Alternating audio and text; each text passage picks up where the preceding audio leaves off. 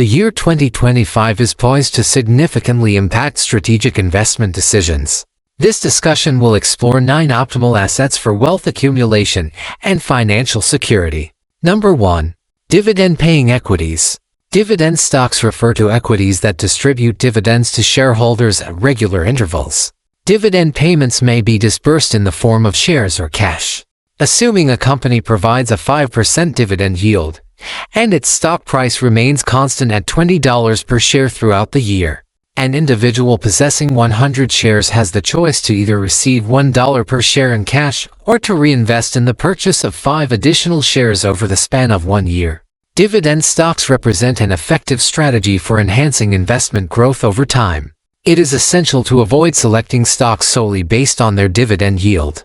Additionally, it is essential to consider the ratio of price to earnings, price to book ratio, debt to equity ratios ratio, and price or earnings to growth PIC ratios. Number 2. Exchange-traded funds, ETF. Investing in stocks entails the sequential acquisition of individual shares, a process characterized by significant time investment, inherent risks, and potential costs. An alternative, more secure method is to invest in funds. Exchange-traded funds ETFs provide access to a diverse array of stocks within a single portfolio. Exchange-traded funds ETFs monitor a range of indices, assets, and commodities.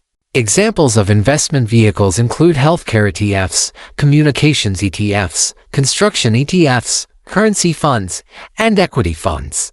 ETFs exist that track indexes, such as Vanguard's Dollar ETF.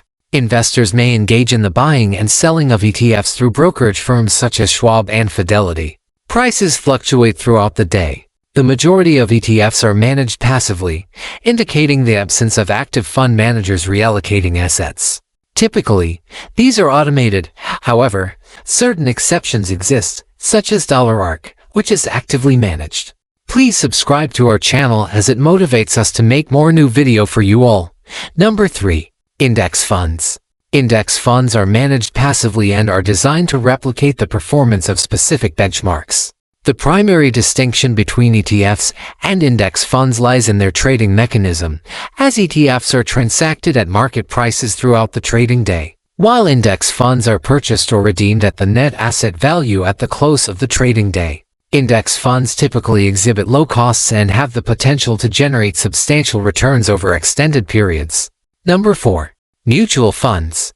Conversely, a mutual fund is typically subject to active management, wherein fund managers frequently adjust the portfolio by reallocating assets.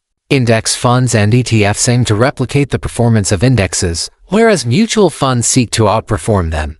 However, this strategy is not universally effective. Additionally, mutual funds generally incur higher fees due to the compensation received by the fund manager. When purchasing a mutual fund, it is essential to examine the expense ratio, as it indicates the proportion of the fund allocated to growth. Number 5. Savings accounts. The concept of investing in FDIC-insured savings accounts for growth appears counterintuitive due to the prevailing low interest rates. Currently, the highest interest rates range from 3.0% AP to 4.0% AP, representing a significant opportunity.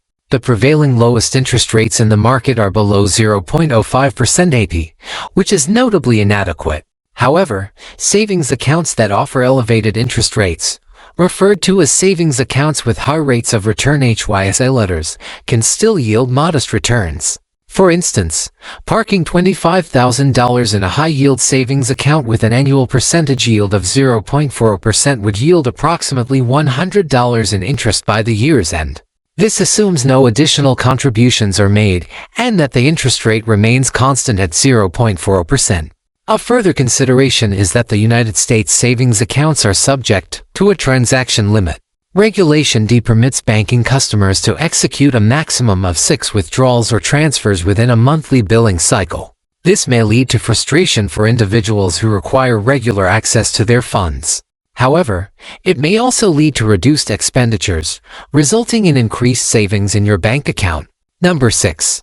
Certificates of deposit, CD. The variability of interest rates in savings accounts can be frustrating, particularly when the Federal Reserve reduces its rates, leading to a significant decline in the interest earned. Certificates of deposit enable banking customers to secure elevated interest rates for predetermined durations. One may secure a 6-month certificate of deposit CD with an annual percentage yield APY of 3.80%. The advantage of utilizing certificates of deposit CDs lies in the potential for obtaining a higher interest rate while maintaining the principal amount untouched for a predetermined duration. The disadvantage is that funds will be inaccessible until the conclusion of the term. Withdrawal of funds and termination of the contract is permissible. However, this action incurs significant penalties and may result in the forfeiture of accrued interest if executed prior to the designated term. Certificates of deposit CDs are advantageous for individuals concerned about decreasing interest rates and who intend to leave their funds untouched for a predetermined duration. For those seeking greater liquidity, consider money market accounts, which generally offer higher interest rates compared to savings accounts while providing more accessible access to funds than certificates of deposit. Number 7. Annuities.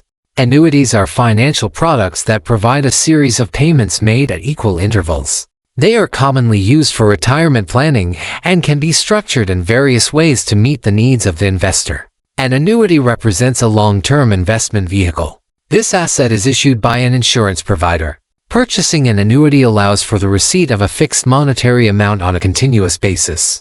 The design aims to ensure a lifelong income stream. Annuities can be categorized into 2 groups. Intermediate annuities.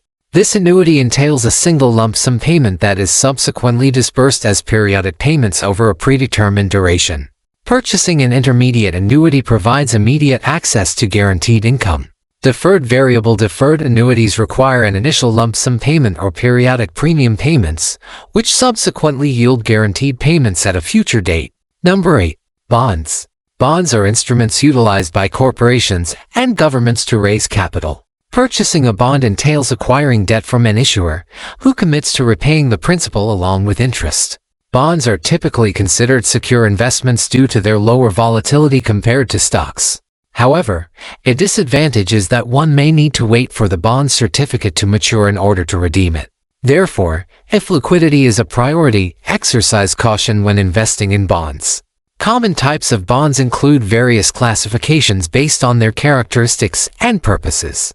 Corporate bonds. Corporations commonly issue company bonds to investors as a means of raising capital for operational expansion or financing mergers and acquisitions.